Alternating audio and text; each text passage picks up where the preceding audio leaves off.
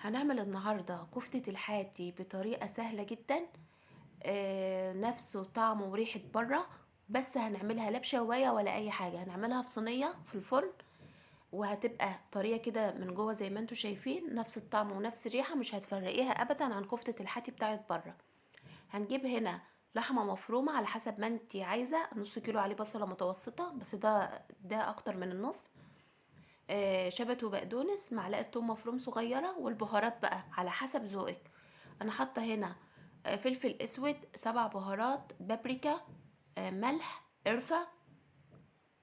كمان بقى هنحط عليهم معلقه نشا، معلقه واحده نشا، معلقتين من الدقيق، معلقه بيكنج باودر صغيره.